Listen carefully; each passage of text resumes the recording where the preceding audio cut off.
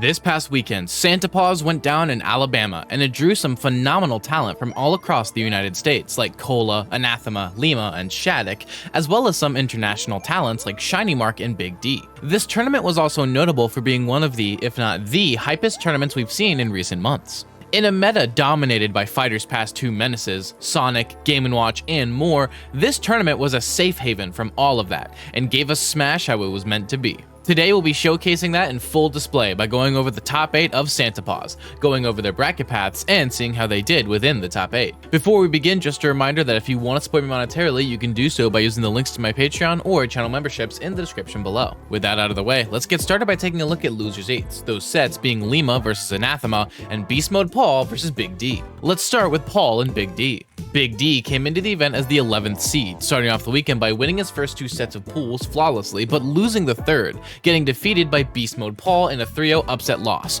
dropping into losers and defeating Salvo 3-1 to make it out of pools and into top 32, losers side. From here, Big D went on a big losers run, defeating Peanut, Mr. E, and Jazzo, all in 3-0s, before lastly defeating DJ Dawn in a close Game 5 set to make it into top 8, losers side. This is actually a pattern you'll be seeing a lot in this video. Even though Paws is known by the community as a hype top 8, it very easily could have been a very different tournament, as top 32 was actually filled with 4 Steves, 3 if you don't count secondaries. However, Applewiz, Syrup, DJ Dawn, and even Pocket all came up just short of top 8. But all 4 of them were on different tracks, and if the stars had aligned and these players had won just 1 or 2 more sets, losers side of top 8 could have been entirely composed of 4 Steve players. Now, let me be clear, I'm not about to go on an anti-Steve tirade.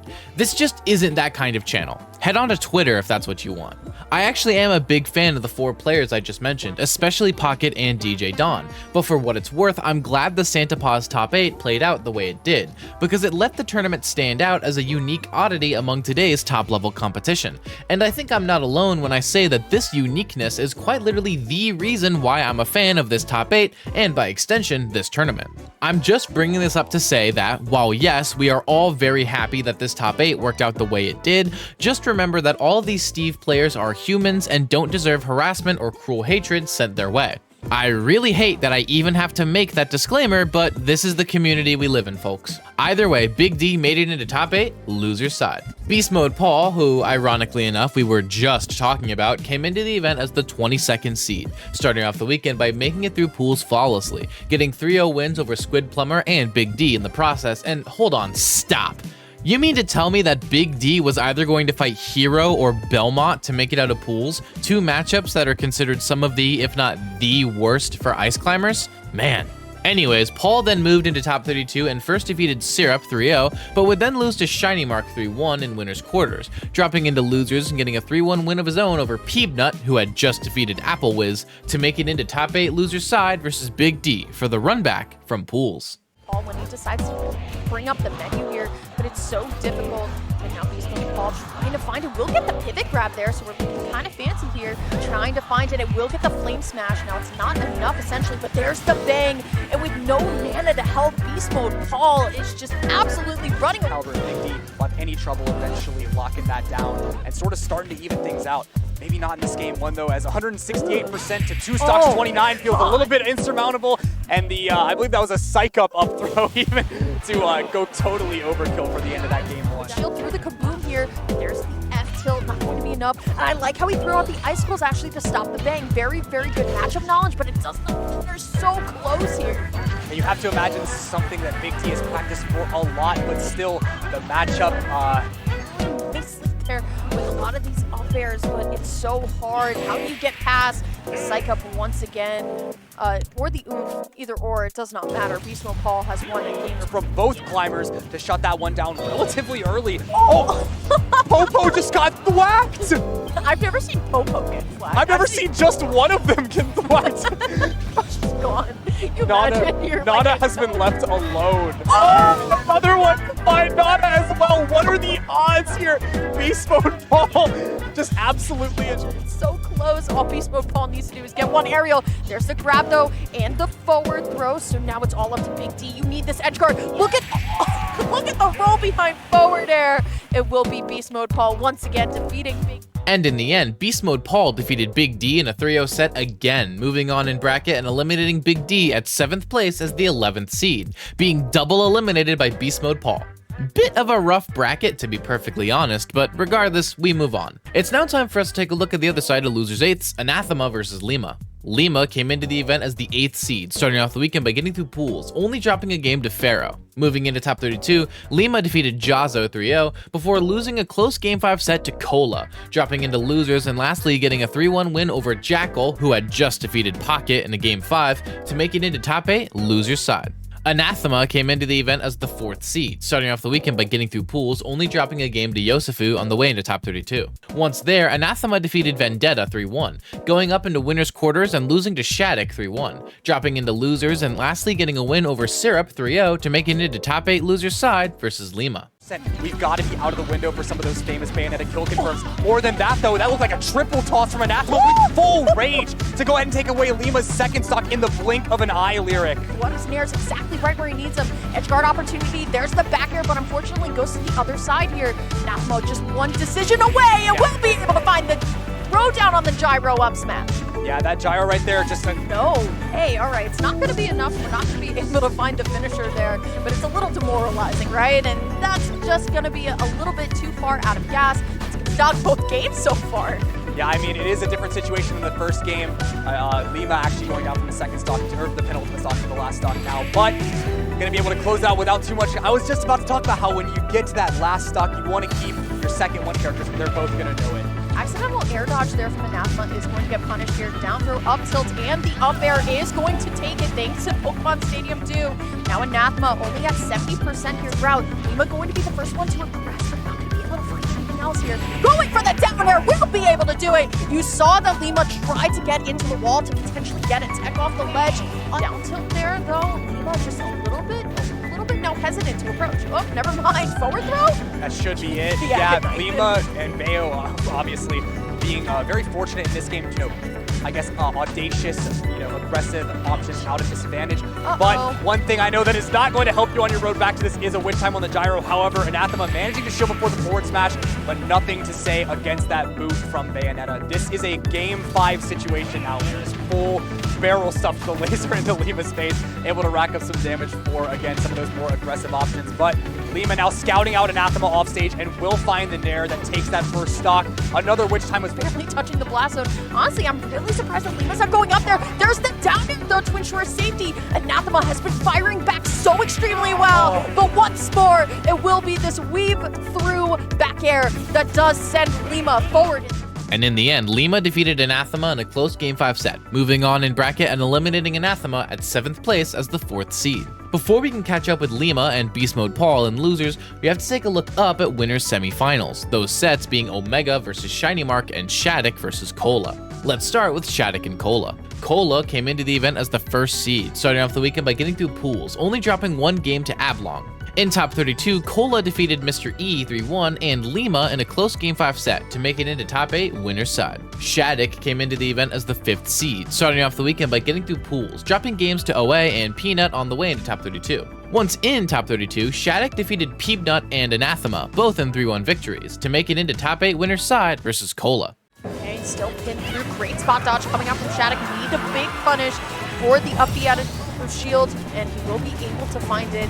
Now last one more time, but one too many spot dodges, and that's going to be the up throw up point from Cola. Not nearly enough to close out this stock yet, but still striking fear, putting him back up in the air. Oh, he got it! Oh my god, he brought that back crazy! I love the way that Shadik is more just finding all of this damage. These are the strings that we were talking about a little bit earlier, right? And now look at Cola just unable to land, unable to get anything started, and the crowd is now silent. So definitely trying to figure this game out before Cola figures him out even more. He had the right idea with the back air. Will the up air do it? It will. Shadik taking down that second game faster than the first. Advantage here, at least for the moment here. It's going to be the up throw, and that's actually going to be it. Honestly, Zeal, we are last stock right now. Shadik is up 2-0. Composure is going to come in real handy here in game 3, last stock. Oh my goodness, the way that Shadik is just bringing this back all the way. Good weight on Cola's part, but the trade is not going to be enough, and that is going to be Shadik taking it over Cola. 3-0, cementing his place into winners finals. And in the end, Shadik defeated Cola 3-0, moving into winners finals and sending Cola down into losers to fight Beastmode Paul. Before we get to that, we have to see the other side of winners semis, Omega versus Shiny Mark. Shiny Mark came into the event as the 3rd seed, starting off the weekend by getting through pools, dropping games to both Fallen and Shu on the way into top 32. Once there, Shiny Mark defeated Esam and Beastmode Paul, both in 3-1 victories, to make it into top 8 winners side. Omega came into the event as the 15th seed, starting off the weekend by getting through pools, dropping a game to Pajarito, and notably defeating Dark Wizzy on the way into top 32. Once there, Omega defeated Pocket in a close Game 5 set and then DJ Dawn in a 3-1 set, successfully making it through the Steve Gauntlet and getting into top 8 winners side to go up versus Shiny Mark. Right, this may just kind of be a temperature test, feeling out which character you should go to, but with Shiny Mark just kind of dancing off stage, waiting for the opportunity. It's the dash attack, though. It's not going to be enough just yet, so we're switching on over to Pyra. But the down air not going to be enough, but you gotta get back to Mithra. But once more, we were just saying this a lot. Aegis continuously sharking Omega, saying no, you will not be able to hit one. Going all the way off stage, going deep for that forward air, and that should be it. Even if it didn't kill the blast zone, there was no way Pyra was making it back from that. Yeah. And you can see Omega actually, honestly, Shiny Mark going to try and swing back, but still Omega just going to get caught out by the forward air. It doesn't mean anything, as honestly, Shiny Mark going to SD there. Very unfortunate. I'm not sure what angle Shiny Mark was looking for, but that SD is going to come out nonetheless. Dash attack in, but unpunished here. Great parry.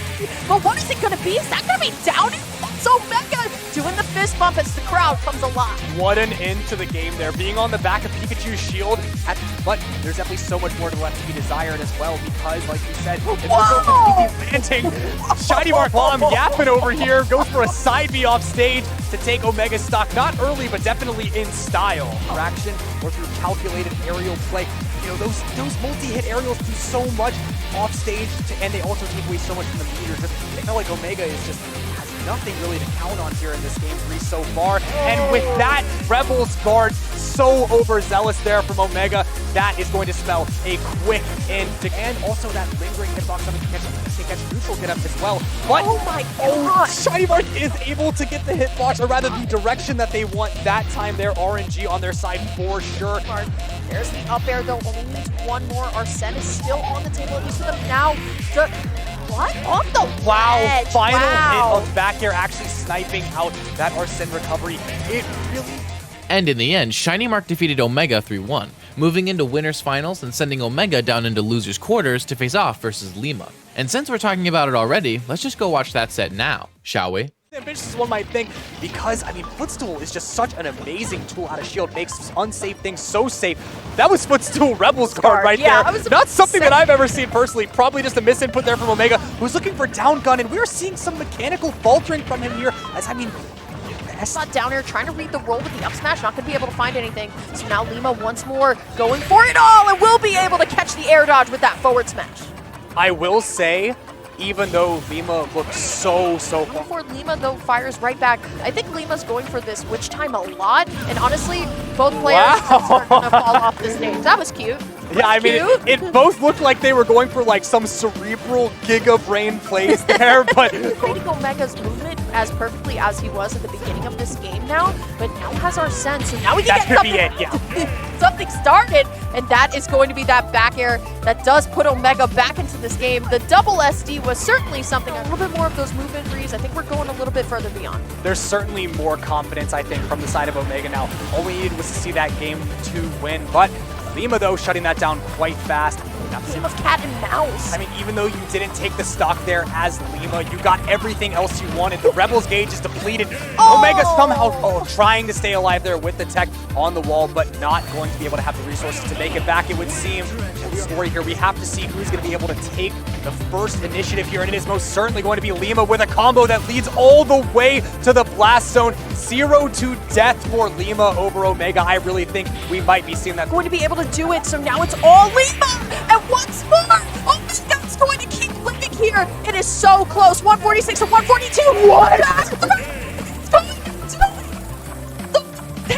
Game 5. The whiffed grab from Lima instantly being punished by Omega. Such a knifed out by that forward air. No, not too much damage. Certainly not as much of an advantage as we're sort of expecting from Lima here. But with that being said, they both get knocked off stage. Both right on top of each other, but the up smash from Omega is what manages to finally get this game back in his favor. But look at this advantage from Omega. Finds the footstool into the gun, going for the down smash, not going to be able to find it. Now Lima has to find a back air to get this stock off, but once more the ABK is punished, and Georgia's 50 own Omega, who was not even seeded to get into top 8, will be moving forward into loser semi.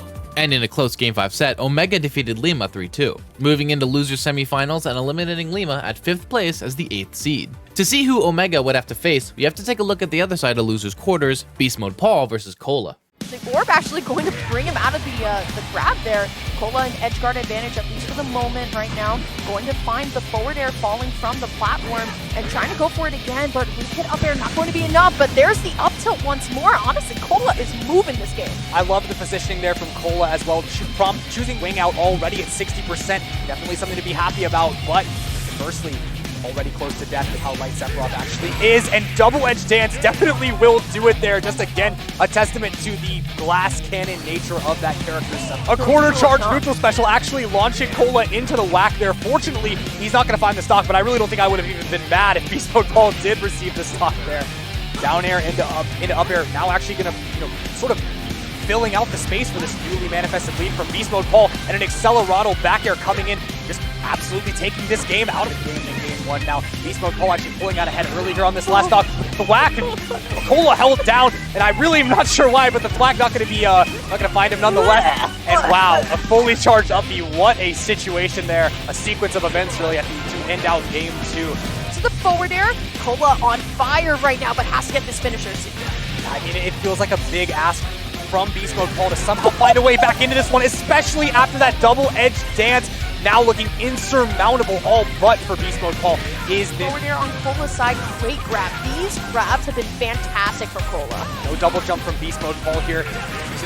Oh wow, never mind. Yeah, no way off the ledge for Beast Mode Paul here as Cola makes a commanding statement in this game 3. Definitely trying to send Cola off, going to just recover right there, and once again, the side special coming up from ledge, so smart, throws out the hitbox. But speaking of throwing out a hitbox, Beast Mode Paul throwing out a forward air here, and there's the Kaswoosh that does take that stock. This is going to be Beast Mode Paul going up in the set for the first time in it. Like 150%, and then we're taken so shortly. No real advantage coming from either player, but a shield break actually coming down onto Cola. There was a kamikaze in there. Oh, what are you doing, bro? Forward smash. All right. No crit on that forward smash, thankfully. That could have definitely been the end for Cola. Find the F tilt on Beast Mode Paul's side as Accelerado now going to come into play. Wow. Ouch. All right, listen. All I'm saying is that would have been so crazy if we were to whip the punish on the shield break.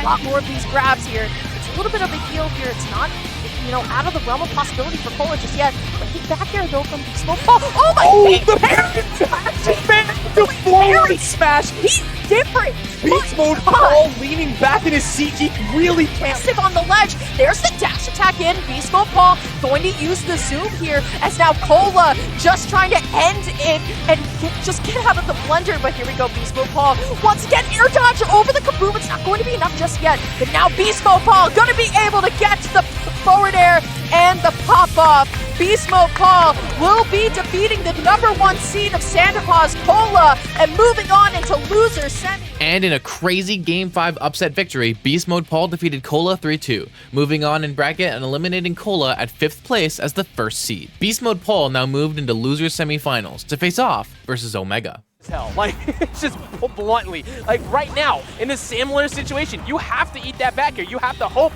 to get back on, and right now he has no option as Omega keeps blowing up the weakness of Hero, and that's when he can't check him. 9 MP left. He had to get back on. He had no other option there. Yeah, but he's got enough MP to do whatever the hell he wants right now. As you can see, open up that spell book. Oh wait. Oh no, yeah, the air dodge down. That's not what you want to see. Listen. But for Omega, you take that every day of the week. I hate being in that scenario we're expecting Death Spade actually, and he did like the craziest. Was it Frog? Oh, okay. It was like the craziest 3-stock. Oh, what the hell just that was absolutely funny shit. That was so goofy. Throwing side B at him made him. Hero has one of the most frightening angel platform hits in the game. Oh yeah. Because you don't know what he might do. Sizzle also is completely unreactable, and Sizz is gonna force him to have to go low. I thought died first for a second with that forward air. Acceleratle does make you move very fast, and that's also going down. Too scary. Snooze coming out. Acceleratle, now he's looking like a Christmas tree, and Christmas is only a few days away or a few weeks. I don't know. I can't keep track of math, but the back here, I got a Christmas present for you as he takes that second stop. Omega always keeping track of wherever Beastmode Paul decides to go. And we have all, there's the Christmas productions going, zooming in on player camera, while they're in the middle of match, right? Anyway, the back throw, trying to put, oh, wow. Dude, that's actually quite a few times now. Really, like, Omega has actually done this a few times now. He just knows where Beastmode Paul is going to attempt to go, and he's already there. He's trying to make this happen. I mean, Beastmode Paul has Psych Up available to him now, so he might actually take this stock first after being behind pretty much the whole time. Yeah, there we go. The up tilt, the punish. Very good stuff. And that grab probably should have actually. Now, scary spot here, Skip. Christmas tree. Oh, Christmas tree. Oh, Christmas tree. Tries to throw out a snooze, but doesn't land it. He gets the back air he needs, though. And one more time for the holiday giving. We instead get another hero also kills here, so you can't afford to try and spot dodge too much in front of him or you're going to die. I mean, right now, dude, Omega's just smothering him, man. What does Beastmode Paul do in this situation? Because, like, we were talking about it, a lot of heroes' moves, they sometimes take a little while to kind of, like, get going. But, man, there we go. Finally getting that back there once again. The Georgia crowd is livening up, but so is... Oh, gap block situation. Okay, zooms to the other side, but the dash attack catches him, putting him off stage. Another zoom once again. This is extremely... It worked!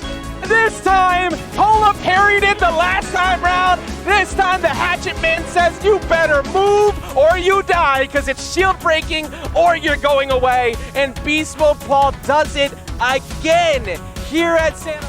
And in yet another crazy Game 5 set, Beastmode Paul defeated Omega 3-2, moving into Losers Finals and eliminating Omega at 4th place as the 15th seed. Beastmode Paul now moved into Losers Finals, and to see who would face Paul there, we have to take a look up at Winners Finals, Shiny Mark versus Shadik. On Shiny Mark, catch him where you can, because that's one of Corrin's greatest weaknesses. There we go, we got these. Oh my goodness! Oh my God! You looked down to look at your phone. You missed that entire thing. I saw it out of the corner of my eye. You missed the entire thing. Put your phone away. No. Oh my God! As you get a couple of quick juggles and you can make this happen, but right now Shiny Mark getting the roll read he needed to maybe close it out. Oh yeah, very good stuff, man. That's gonna definitely be a huge trouble for Shadik moving forward. And it seems like Shiny Mark is just really starting to read crucial forward smash. So I don't know if it was a misinput or something, but that led to quite a bit of damage. He's so aggressive. I respect it too. Stab that rat. Look, I'm just saying. Everybody says Pikachu's super. Gonna go ahead and get that shot out. We have access to the pin that helped him get back up, and to trade off that fair, if he doesn't do that, he probably dies. Yep. Okay, there we go. Pin just kind of create a little bit of yeah. Oh, what? Oh my God! Shadik is actually built different. And also, let's make it known now, most likely you will not see Calo in this matchup if you're Shadik. You do not want to play Smashville against Pikachu in this matchup. Yep. Oh my God. Taking away FD and stuff, most likely where he went. So right now, still looking good for Shadik though. That's a Batwing. That is not a, that's a dragon. It looks like a Batwing. That is a whole target, bro. Don't you play Baldur's Gate? Anyways. Wrong game. Oh, whoa! Yo, this is what we mentioned before. You can intentionally drop it and go for the tech chase instead, and even if you missed in there, nothing bad happens to you if they tech roll out. Like, Name you got one so character much from damage. Baldur's Gate. I haven't played it yet. Yeah, you're probably never going. I'm probably, if I play it, I'm never leaving that Fantastic game, by the way. Game of the year, Game 2023. of the year. Anyway, I have to get back into this. All right, wait, wrap it up. Wrap it up. Please wrap it up. Yeah. But right now, dude, look at this. This is Shiny Mark's counter pick. And Shadik, I will guard the ledge or guard the stage. You have to find a way on. Ooh! You had time for that? I thought he fell. Dude, that was so messed up. How did he down tilt in the middle of the air? Oh, and the crucial quick attack being missed. Shiny Mark's gonna have to rub, kind of brush that off real quick. You see thinking. Yeah. I mean, for the T-jolts. But I mean, that's just kind of part of the battle when you're fighting Pikachu. You're gonna have to play the game, right? You want to try and pin him into the corner, literally. Whoa! How? How does he do it? We call that plot armor around these parts. You might be dead. Oh, he with went the up. rage there? Oh my god. If he didn't go up, that was 3-1 Shadic's win. Instead, we get the drag down, and we have still a shot for Shiny Mark to push this game. One good drag down from Ledge in this game is over, but one good space aerial from Shadic in this game is also over. That pin, he's a little huge. He waited it out. That was smart. He recognized where he was. If he went forward, that might not have hit. He made sure to go with the cross up back, and he gets himself the 3-1 victory, and that's C. And in the end, Shadik defeated Shiny Mark 3-1, moving into Grand Finals from winner's side and sending Shiny Mark down into losers finals for the run back. Managed to survive, and as we've seen in the previous match, don't let him live for too long. At least you answered back. That was 0 to 90 to start the round, and he answered it quickly, and now both of them at 1 stock apiece. And a taunt to come out there too. Maybe Beastmode saw it, maybe He's been rolling a lot from Ledge, and he's been rolling in a lot in general, and Shiny Mark is starting to capitalize on that heavy. Oh, wow. Okay, so this is the thing that's a little bit scary. Shiny Mark's kind of getting closer and closer to reacting to Zoom, and it's only a matter of time until he starts punishing next. Pikachu has all the tools to get him. Yeah, and very smart at the end. That's one of those game 4 like clinch moments where you just steal the stock away and let it rock. But so far, he's been getting up a lot for free, but that jumping forward air, he is up 2 full stocks right now here in game number 2. He's smartly getting the bounce up early, too, because you want to try and minimize the chances of Shiny Mark finding as many hits as he can. But Beastmode Paul does finally find that straight hit back air. All he needed was an up tilt or a back air that will be enough to get the job done, and he finally catches Shiny Mark with me right now. It's kind of hard to wow, he just hit it. Yeah. I mean, honestly, I respect it because he hasn't gone for that option just yet, and it's been very hard to find these Nair drag downs in ranked teams. He's always got something out. Oh, there's that back air. That'll finally clean that up, and we got even game here at 2 stocks apiece. Very close set from Shiny Mark again. He might just have to risk it all because dash attack is not going to be enough to do it yet. I mean, you got to be a lot more careful. Up you go. That's not going to be enough to kill this man. That was so good. That was so good. He utilized Bang to force the air dodge. As slow as that projectile is, you can't take that hit there. There's no shot. You can't quick attack past that either because you're afraid. And he just drops down, catches him, and tell me that doesn't go hard as like an actual exterminator. He's got to get like absolutely shredded. You got a gator in your pond, I will wrestle it. You know what? Wrestling with Not for production, all right, yeah. we're getting the thumbs up, but right now it's all about trying to keep the stock in your favor, and that's not the case once again. Yet another game number 5 here at Santa Paws. So many different options. It's so hard to react to. Beastmode Paul is going to have to be the throw. Here he goes. Forward air will not be enough just yet. Yeah. Oh, I thought he messed up his recovery for a second. Oh, super unfortunate. And man, actually, that's huge because now Shiny Mark is 1 stock away from... Gets a reversal. Maybe he closes it out with a good ledge trap. Okay, but there we go. The up tilt catching him off that platform as well. The kaboom! Okay. Once a damn again, somehow, we have made our way back to last stock, game 5, and Beastmode Paul is in another situation where he might take a huge W here against Shiny Mark. I mean, Beastmode Paul is the leader. That trip to South America is not a sour one with how well he's been playing so far. We've said it many times over. If he doesn't have a game watch in the way, he finds his way to top 3. And looking like it might come to a close. That's a full charge. That might kill. Yes, it will. Fully charged. You will now see a matchup of Hero making his way to Grands up against Shadik. What an insane run so far Beastmode Paul has been on. But kudos to Shiny Mark making it all the way here. And in one more insane Game 5 set, Beastmode Paul defeated Shiny Mark 3-2, getting the run-back victory on the player that had sent Paul into losers in the first place and eliminating Shiny Mark at 3rd place as the 3rd seed. Beastmode Paul now moved into Grand Finals as the 22nd seed, where only one obstacle stood in between Paul and victory. That obstacle's name was Shadik. Using the dive up here for not doing it, but that back air every day of the week, you do not need to be anywhere near close to that damage to get that stock. Now Beastmode Paul kind of retreating to the other side of the stage, seeing what he can get going here. With the Crackle Slash, all right, looking for something else. The snooze, that's huge. The up smash, my goodness. Talk about option coverage. We've been mentioning frame traps a second to make mistake. Flame Slash once again so fast. These keep finding their mark and allowing him to get back on stage though. Yeah, that was actually huge. He definitely needed it. The back air, now he has control of the stage. Are we going to see a zoom pop up? He has the, okay, he did have the... did have the mana to recover a little bit. Yeah, maybe he needed that zoom after all, bro. Shadik dismantling the mana right now. Oh, you did not just go all the way out there for that, but he didn't end up stealing it away. That would have been huge if he stole that away at 48. You're dead to that. He didn't even need to do that up air, I think. I'm pretty sure he was just dead to the charge shot. I don't know, because it does send up at like a weird angle, so it's kind of up in the air at this point. Why'd you jump over? Okay. Whoa! Saved his life! Shadik staying alive here. Very simple, bro. Him and Beastmode Paw are so good off stage when it comes to people trying to pressure. That just did that 2-frame. Yeah, well, I know flame slash 2 frames and 3% now. Whoa. Oh my god, this is an extremely frightening match. But that, oh, I thought that was going to catch the tail end. He's got to be very careful about how he recovers back on. He just misses the first back air, but because Shadic forced him have to go high, especially after last time where he got pinned at the ledge. All right, gets the bounce. And Accelerado now, this could be a little bit scary. Yep, just runs right up forward tilt. Not quite going to take the stock, but don't worry, I'm right behind you. This is actually very good adaptation for Beastmode Paul. Remember, if you think back to game number 1 or 2 at that matter, those charge shots were always letting Shadik get back on stage for free. He is now eliminating that option from him entirely. He has to take these ledge traps. Oh my god! A coverage, though, from Shadik to even it back up. The pressure. Steal the game away, though. He has everything he needs. He avoids the snooze, though. And Is that it? And that's gonna be it! Shadic finds a way to take Santa Paws here in a very big nail biter of a game 3. Really coming down to the wire, and Shadic humble in his victory, soaking it all in right now. And ultimately, Shadik defeated Beastmode Paul 3-0, eliminating Paul at 2nd place as the 22nd seed and becoming your champion of Santa Paws.